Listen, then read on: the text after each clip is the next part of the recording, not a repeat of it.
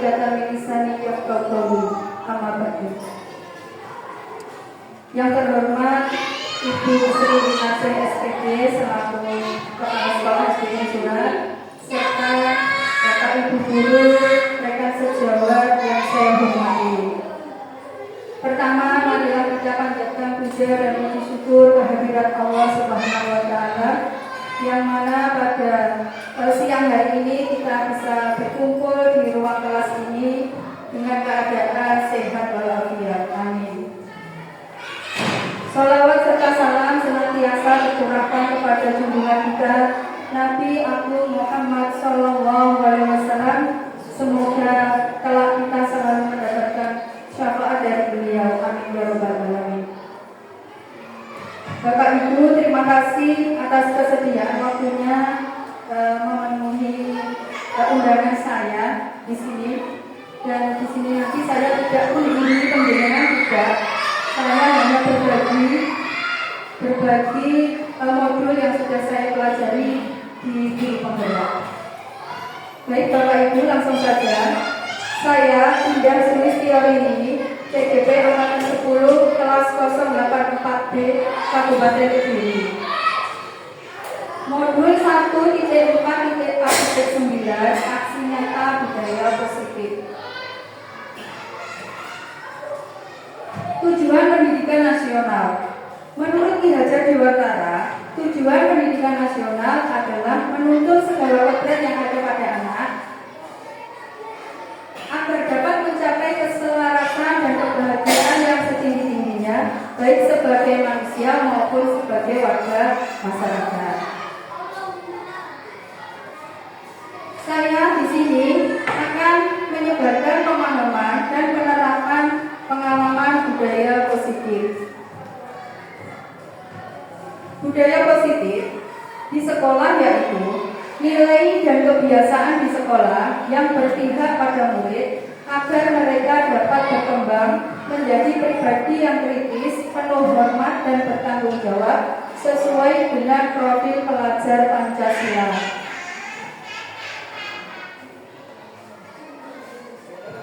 Nah, di sini konsep inti budaya positif itu ada 8 Bapak Ibu. Yang pertama, perubahan paradigma belajar. Kemudian yang kedua, disiplin positif. Yang ketiga, nilai-nilai kebajikan. Yang keempat, kebutuhan dasar manusia. Yang kelima, motivasi perilaku manusia. Yang keenam, posisi kontrol manusia. Yang ketujuh, keyakinan kelas. Dan 8, segitiga restitusi. Nah, ini nanti kita akan bahas satu persatu. Yang pertama dulu, perubahan paradigma belajar.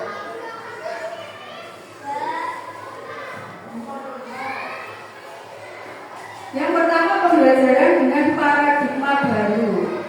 Pembelajaran dengan paradigma baru merupakan pembelajaran yang dirancang berdasarkan prinsip pembelajaran berdiferensiasi, sehingga para peserta didik belajar sesuai kebutuhannya berdasarkan tahap perkembangan sesuai teori psikologi modern untuk mewujudkan profil pelajar Pancasila. Nah Bapak Ibu, pembelajaran berdiferensiasi. Apa itu pembelajaran berdiferensiasi? Yaitu pembelajaran berdiferensiasi adalah pembelajaran yang memberikan keleluasaan kepada murid, kepada anak, agar mereka dapat meningkatkan potensi dirinya, baik sesuai dengan pilihan belajar, kemudian minat dan juga profil belajar anak. Itu pengertian dari pembelajaran berdiferensiasi. Kemudian untuk mewujudkan profil pelajar Pancasila. Nah, dimensi dari profil pelajar Pancasila itu ada berapa Bapak Ibu? Ada 6 ya. Yang pertama, beriman bertakwa kepada Tuhan Yang Maha Esa dan berakhlak mulia. Kemudian berkebinekaan global, gotong royong, kreatif, bernalar kritis dan mandiri. Nah, itu merupakan profil pelajar Pancasila yang merupakan pembelajaran dengan paradigma baru. Selanjutnya, Yang kedua, disiplin positif. Disiplin positif adalah pembiasaan-pembiasaan hal yang baik mencakup sikap atau perilaku maupun tutur kata oleh seluruh warga di sekolah, terutama bagi murid, agar dapat berkembang menjadi pribadi yang kritis, mandiri, dan bertanggung jawab. Disiplin positif merupakan salah satu cara penerapan disiplin yang bertujuan untuk menumbuhkan kesadaran serta memberdayakan peserta didik tanpa imbalan, penghargaan atau reward, ancaman atau hukuman. Nah, Bapak Ibu, disiplin positif ini sangat penting sekali kita terapkan kepada anak-anak. Tujuannya untuk apa? Agar mereka itu bisa disiplin tepat waktu, kemudian mereka juga bisa bertanggung jawab nantinya ke depannya. Mereka bisa bertanggung jawab dengan apa yang sudah mereka lakukan. Jadi mereka tahu apa yang boleh dilakukan dan apa yang tidak boleh mereka lakukan. Selanjutnya, yang ketiga, nilai-nilai kebajikan. Nilai-nilai kebajikan adalah nilai yang disepakati bersama, terlepas dari suku, bangsa, agama, bahasa maupun latar belakangnya. Contoh ya Bapak Ibu, contoh dari nilai-nilai kebajikan itu ya seperti tanggung jawab, kemudian peduli, kesadaran, seperti itu merupakan nilai-nilai dari kebajikan. Berikut nomor 4, kebutuhan dasar manusia. Kebutuhan dasar manusia adalah segala sesuatu yang kita lakukan untuk mendapatkan apa yang kita inginkan.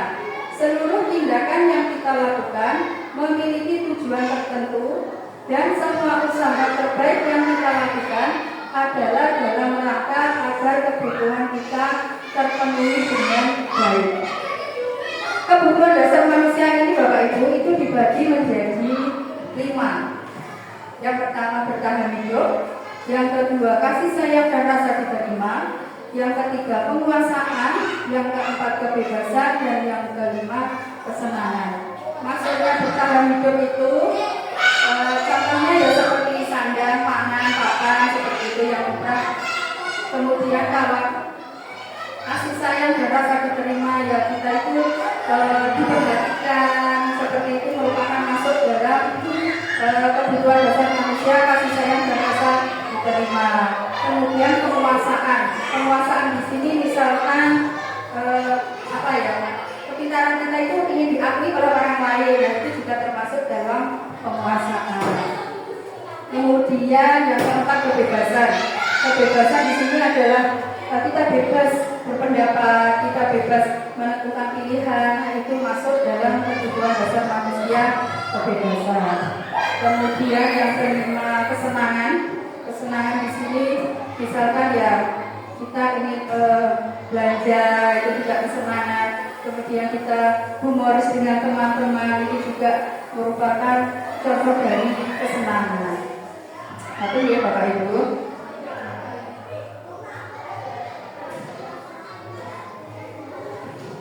Slide berikutnya, yang kelima yaitu motivasi perilaku manusia. Itu ada 3 Bapak Ibu. Yang pertama adalah hukuman, yang kedua konsekuensi, yang ketiga restitusi. Hukuman ini secara tiba-tiba Bapak Ibu ya. Jadi misalkan anak melakukan kesalahan terus kita langsung menghukum, nah itu masuk dalam hukuman. Kemudian kalau konsekuensi itu ya kita itu sudah ditata. Kalau kalian melakukan kesalahan ini, berarti konsekuensinya kalian harus berbuat seperti ini. Nah itu konsekuensi. Kalau restitusi itu adalah bagaimana cara kita menyelesaikan suatu masalah yang ada.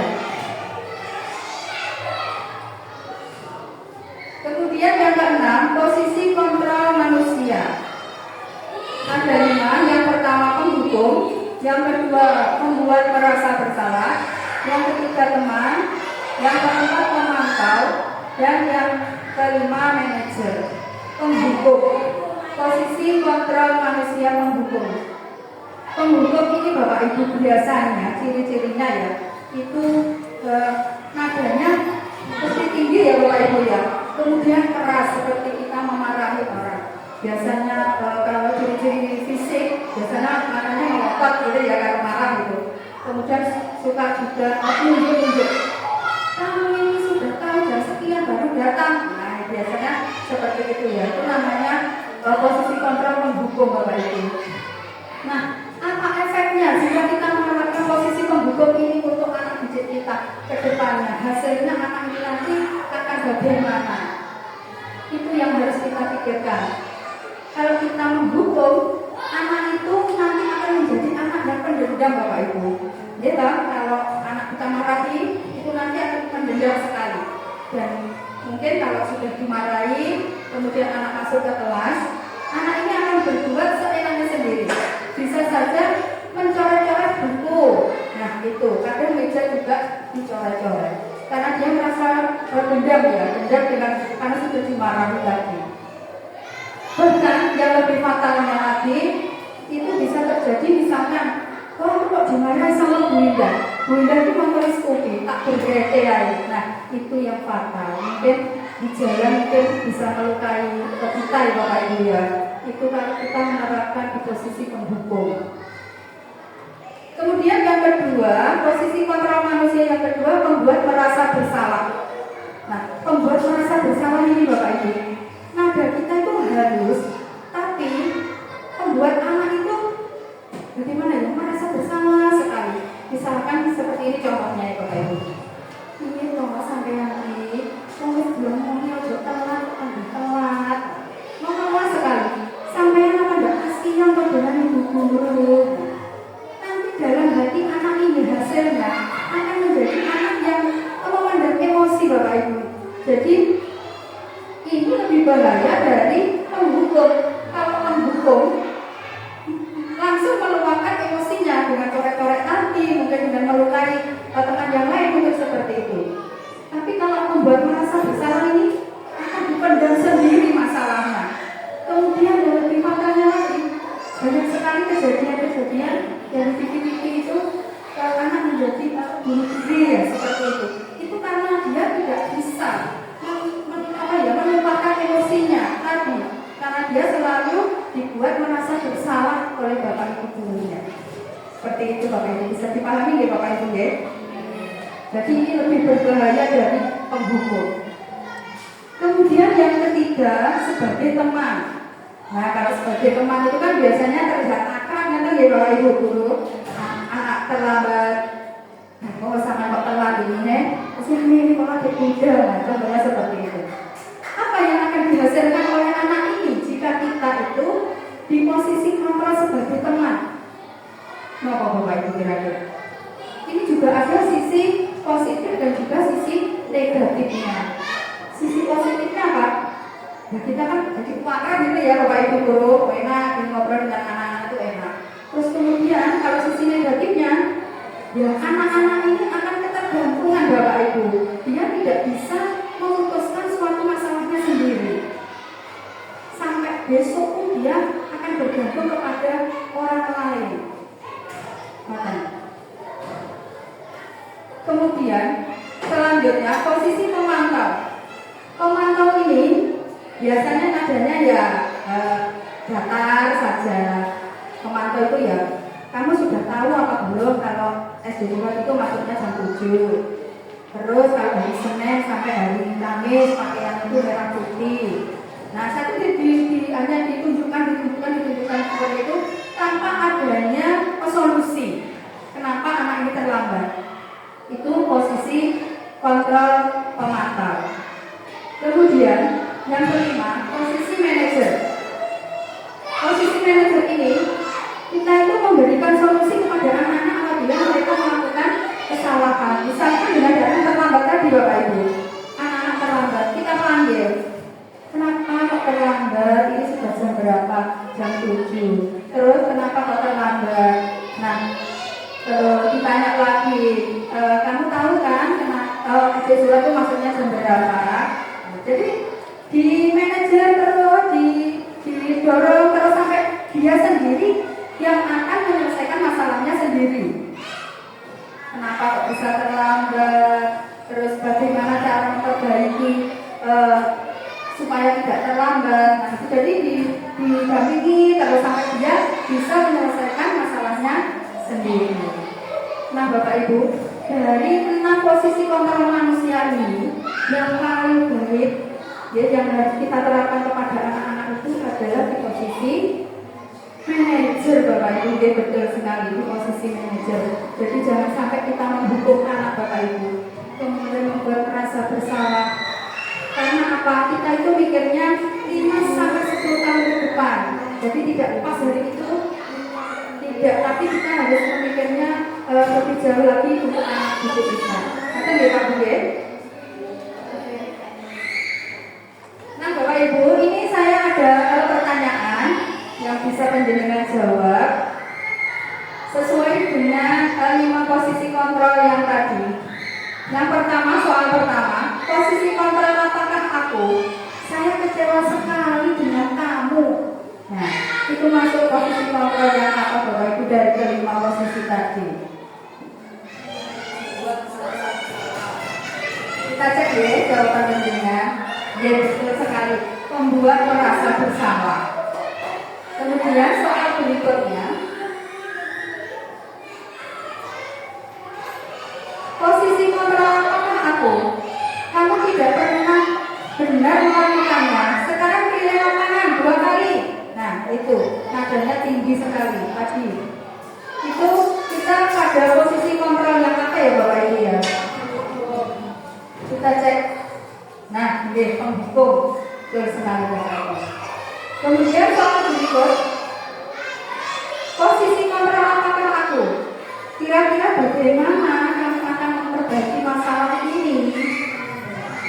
Manajer. Nah, jadi anak sendiri yang akan menentukan bagaimana langkah mereka berikutnya. Manajer. Soal berikutnya, posisi kontrol apakah aku?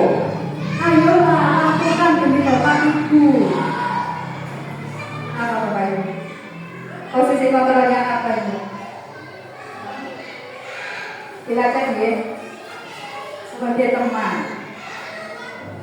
Kemudian soal berikutnya, posisi kontrol apakah aku?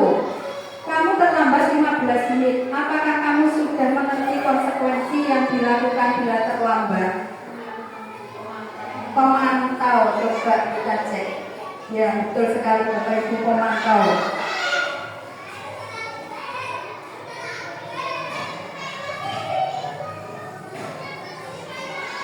Ya, jadi penjenengan sudah paham ya Bapak Ibu dengan 5 posisi kontrol yang harus kita terapkan kepada anak-anak ya Pak Bu ya. Sekarang lanjut yang ke-7, keyakinan kelas. Keyakinan kelas merupakan kesepakatan kelas yang diyakini bersama guru dan murid dengan harapan dapat meningkatkan kedisiplinan murid. Keyakinan kelas berupa pernyataan universal dibuat dalam bentuk positif dan bersifat abstrak. Keyakinan kelas hendaknya tidak terlalu banyak sehingga mudah diingat dan dipahami. Semua warga kelas ikut berkontribusi dalam pembuatan keyakinan kelas lewat kegiatan mengutamakan pendapat. Nah Bapak Ibu, keyakinan kelas ini sangat penting sekali penjenengan terapkan di kelas penjenengan masing-masing. Untuk apa Bapak Ibu? Supaya anak-anak itu disiplin dan bertanggung jawab dengan apa yang sudah mereka yakini. Jadi kalau di PJOK Bapak Ibu, keyakinan kelas yang saya buat itu karena anak-anak itu kadang kalau ganti baju lama sekali. Nah itu kami kemarin membuat keyakinan kelas yang datangnya harus tepat waktu. Itu yang pertama. Kemudian yang kedua, menghargai dan menghormati orang lain. Kemarin kesepakatan kita, karena biasanya anak-anak itu kalau sudah membawa bola, membawa alat olahraga, dipinjam temannya itu tidak boleh gitu. Nah makanya saya buat keyakinan kelas itu menghargai dan menghormati orang lain. Kemudian keyakinan kelas yang berikutnya kemarin itu saya buat harus memakai seragam olahraga yang lengkap dan bersepatu. Itu juga ada lagi Bapak Ibu, kelas yang tinggi itu anak-anak hanya memakai kaosnya saja. Biasanya bawahannya itu pakai seragam. Kemudian juga tidak memakai sepatu. Biasanya seperti itu. Kemudian keyakinan kelas berikutnya yang kemarin saya buat di PJK itu tidak bermain menggunakan alat misalkan bola di dalam kelas. Nah itu saya soalnya nanti kalau bermain di dalam kelas kan bisa merusak fasilitas yang ada di kelas. Kemudian kalau anak-anak itu olahraga itu biasanya mengambil alat, nah alat itu juga harus dikembalikan kepada tempatnya kalau sudah selesai. Itu hanya sebagai contoh Bapak Ibu yang sudah saya terapkan di PJOK. Nanti penjenengan ya diharapkan di awal ajaran baru penjenengan membuat keyakinan kelas seperti itu. Kemudian setiap pagi itu sebelum memulai pembelajaran itu dibaca bersama-sama. Jadi anak-anak itu hafal, paham dan akan mematuhi peraturan-peraturan yang sudah disepakati bersama tadi. Nah, ya. Kemudian Assalamualaikum warahmatullahi wabarakatuh. Waalaikumsalam warahmatullahi wabarakatuh. Selamat pagi anak-anak. Bagaimana kabarnya hari ini? Alhamdulillah. Nah anak-anak, pada pagi hari ini nanti kita akan belajar tentang keyakinan kelas. Nah, dari kalian sebelum kita lanjutkan, ada yang tahu tidak apa itu keyakinan kelas? Ada yang tahu tidak? Nah, keyakinan kelas itu adalah sesuatu yang kalian yakini, yang kalian ingin wujudkan, ya. Nah, nanti apa sih keyakinan kelas itu? Tujuannya apa dibuat keyakinan kelas? Tujuannya apa aja? Supaya kalian nanti bisa bertanggung jawab terhadap kegiatan-kegiatan pada saat pembelajaran. Keyakinan kelas itu hampir sama dengan aturan yang ada di sekolah. Nah, keyakinan kelas itu dibuat oleh guru dan siswa.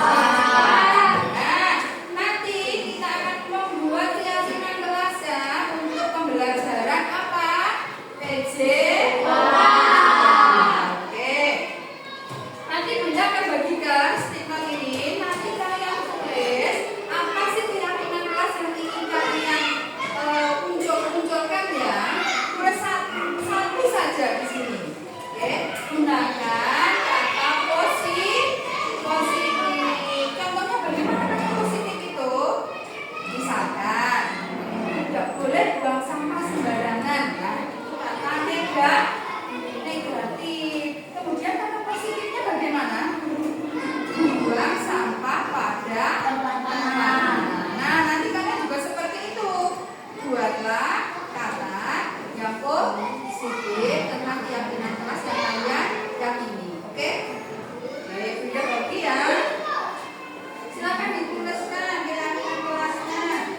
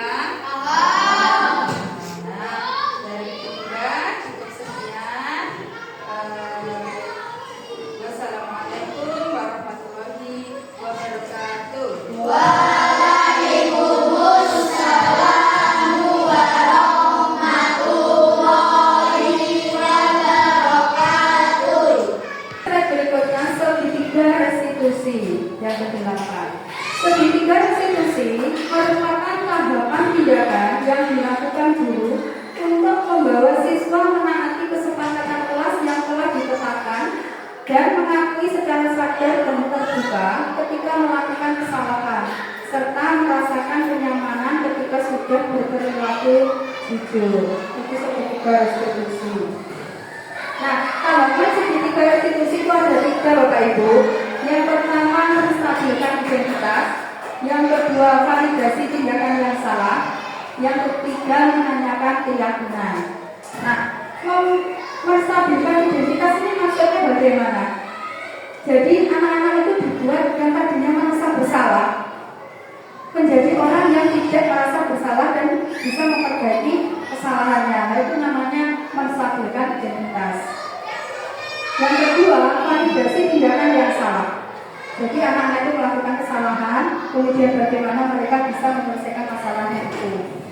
Kemudian yang ketiga, menanyakan keyakinan. Nah, di sini pentingnya membuat keyakinan kelas tadi Bapak Ibu. Kalau kita tidak membuat keyakinan kelas, apabila ada suatu masalah, kita pun akan kesulitan memperbaiki masalah yang ada atau yang dialami oleh anak didik kita. Jadi keyakinan kelas itu memang harus dibuat karena itu merupakan tahapan dari segitiga restitusi.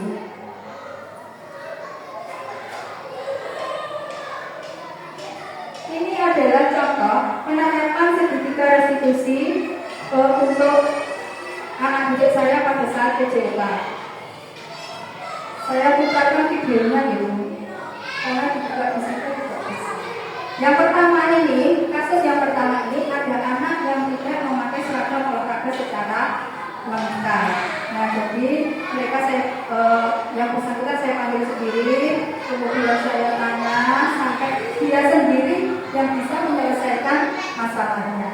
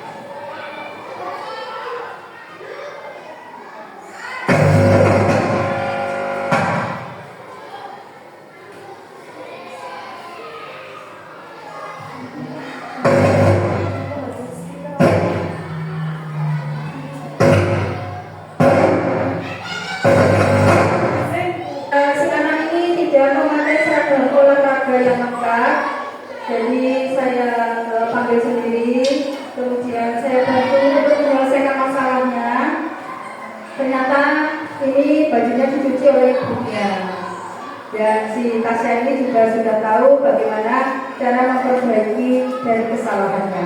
Itu video yang pertama.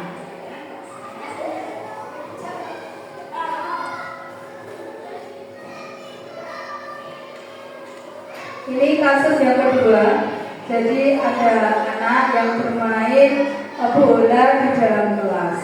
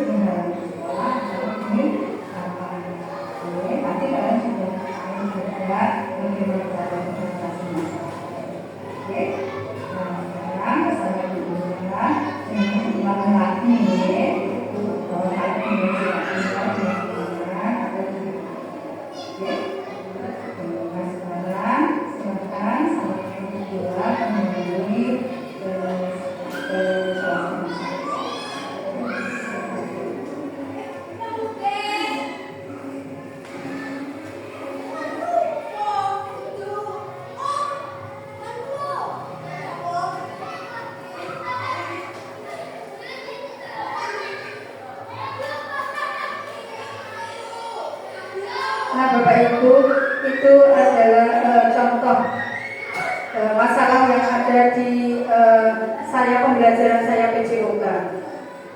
Dan Bapak Ibu, di sini saya tegaskan sekali lagi, saya tidak menggurui penjenengan, tidak. Saya hanya menyampaikan apa yang sudah saya dapat di guru pembela. Betul ya Bapak Ibu? Semoga ini juga bermanfaat bagi penjenengan semua. Dan presentasi ini saya akhiri. Kalau ada kurang lebihnya, saya mohon maaf yang sebesar-besarnya. Wassalamualaikum warahmatullahi wabarakatuh.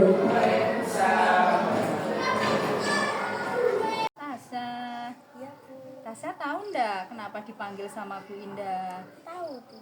Kalau tahu, kira-kira untuk apa ya Tasya dipanggil sama Bu Indah? Karena saya tidak memakai celana olahraga Bu. Kenapa Tasya kok tidak memakai celana olahraga? Karena celana olahraga saya basah Bu. Oh basah. Kenapa kok bisa basah dok? Karena dicuci ibu Bu. Oh dicuci ibu. Kenapa kok baru dicuci sama ibu? Padahal hari ini kan harus dipakai. Karena kemarin saya buat bermain-main di rumah Bu. Oh begitu. Nah Tasya, setiap orang itu pasti pernah melakukan kesalahan. Ya seperti Tasya tadi, Bu Indah juga pernah melakukan kesalahan. Nah kemarin kita kan sudah membuat kesepakatan kelas, ya. Kira-kira Tasya masih ingat nggak dengan kesepakatan kelas kita kemarin itu? Masih Bu. Oh alhamdulillah. Coba disebutkan apa saja kesepakatan kelas kita? Datang tepat waktu, memakai seragam olahraga lengkap dan memakai sepatu, saling menyayangi dan menghormati sesama Bu. Oke, alhamdulillah ya. Ternyata Tasya sudah ingat dengan kesepakatan kelas kita. Ya. Nah, sekarang bagaimana solusinya untuk mengatasi masalahnya Tasya? Saya tidak akan mengulanginya lagi untuk memakai celana olahraga di waktu bermain-main Bu. Oke. Terus kemudian kalau celana olahraga itu harusnya dipakai pada saat apa, Tondo? Di saat jam pembelajaran PJOK Bu. Iya, sekarang Tasya sudah paham ya, sudah mengerti dan sudah tahu bisa menyelesaikan masalahnya Tasya. Iya Ya. Bu. Nah, sekarang pesannya Bu Indah jangan diulangi lagi, ya. Baik, Seragam Bu. sekolah harus dipakai pada saat sekolah. Iya Bu. Ya. Nah, sekarang Tasya silahkan kembali bermain bersama teman-temannya. Baik Bu, terima kasih. Sama-sama. Masuk. Waalaikumsalam warahmatullahi wabarakatuh. Diki, Mas Indra. Ya Bu. Kalian tahu kenapa dipanggil sama Bu Indah? Tahu Bu. Tahu. Tadi Bu Indah lihat kalian itu kok bermain sepak bola di dalam kelas, betul atau tidak? Iya Bu. Kenapa kok bermain sepak bola di dalam kelas? Kan Karena- waktunya pelajaran. Karena seru, selain itu saya senang bermain bola Bu. Oh, memang bermain sepak bola itu sangat menyenangkan ya. Apalagi di usia kalian, anak laki-laki pasti suka main sepak bola. Bu Indah juga senang bermain bola, ya.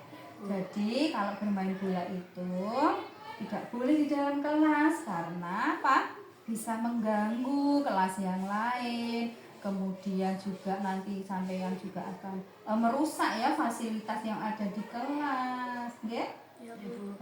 Nah, kalian itu tahu nggak kalau itu melanggar keyakinan kelas yang sudah kita buat kemarin? Ya Bu. Tahu. Terus bagian yang mana yang kalian langgar, Mas Indra? Bagian mana Mas Indra? Tidak menghargai dan menyayangi Bu. Kalau Mas Diki yang bagian mana? Bermain di dalam kelas Bu. Nah sekarang kalian sudah tahu kan kesalahan sampean kita dan sudah tahu keyakinan kelasnya. Nah bagaimana solusinya untuk mengatasi masalah kalian berdua ini? Saya berjanji tidak akan mengulangi lagi Bu. Nah sekarang sama sudah tahu masalahnya dan sudah tahu bagaimana cara untuk mengatasinya, ya. Sebaiknya bermain sepak bola itu tempatnya di mana ya? Di halaman sekolah Bu. Di halaman sekolah, Lapangan, Bu. di lapangannya. Sama sudah tahu kan ya, harusnya kalau bermain sepak bola itu di halaman sekolah atau di lapangan, ya. tadi kalian sudah tahu juga bagaimana cara untuk mengatasi masalah kalian. Oke? Nah, sekarang pesannya Bu Indah, jangan diulangi lagi, nggih.